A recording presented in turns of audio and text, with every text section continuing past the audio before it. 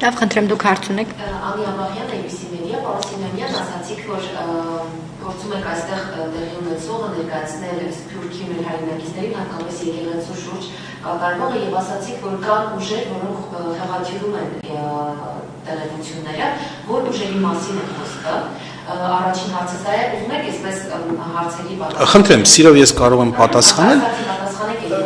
Այո, ուժերը բոլորիս հայտնի են, ասենք, տեսեք, մենք ունենք կոնկրետ ուժեր, որոնք Հայաստանում էլ առաջին խնդիր չկա, ես չեմ խուսափում այդ ամենից, հենց Հայաստանում էլ նույն դիրքորոշումն ունեն եւ ցավոք այդ ուժերից մի քանիսը Սփյուռքում շատ ավելի արտահայտված ներկայություն ունեն, քան Հայաստանում։ Օրինակ ասենք, ավանդական կուսակցություններից մեկը Հայ-Հեղափոխական Դաշնակցությունն է, որը սկզբունքայնորեն բռնել է հակապետական եւ հակահայաստանյան դիրքորոշում եւ ամեն ինչ անում է հնարավորությունների սահմանում, որոնք շատ սահմանափակ են բարեբախտաբար, որպիսի իրականությունը խեղաթյուրված ձևով ներկայացվի։ Կա օրինակ հենց նույն հայ առաքելական եկեղեցու վերնախավը, որը դեռ 2022 թվականից գոնե մեր շփումների թիվն եմ, սկիզբն եմ ասում, 2022 թվականից բռնել է շատ հակապետական այսպես դիրքորոշում եւ դա շատ միտումնավոր եւ դիտավորյալ ձևով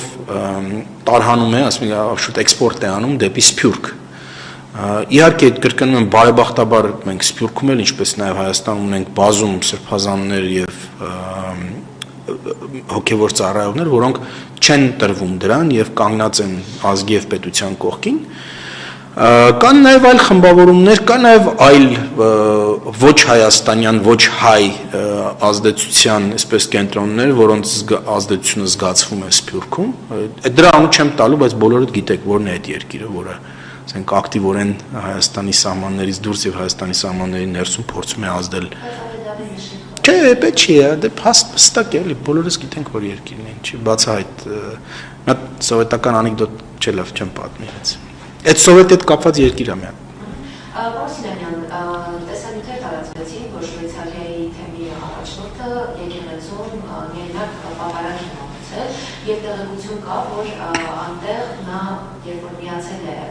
սրբազանների եւ վարչապետի արշավին,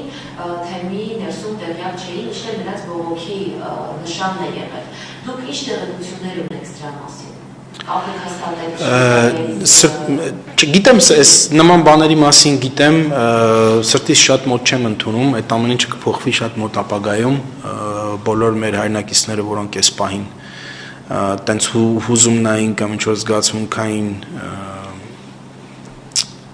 մոտեցում ունեն այս ամենին, անկասկած կգտնեն վերջապես բարոյական ճշմարտության եւ պետական ամետության այսպես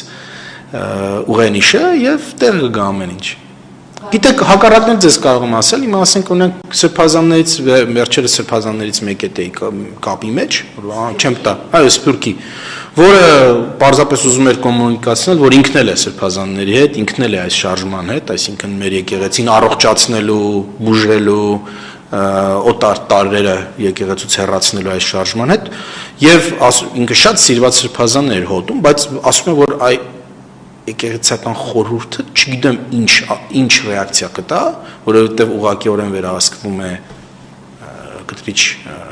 Ներսիսյանի կողմից եւ հետեւաբար ասում եմ մի փոքր դանդաղ եւ զգուշ եմ շարժվում ու նման սրբազաններ շատ կան։ Ուզում ասել այդ որ Շվեյցարիայում չեն գնացել պատարագի եւ այլն կգնան, ոչինչ։ Դե ոչինչ, ուրեմն տենց առանց հավատալու կմնաք, մինչև որ կնշնչի։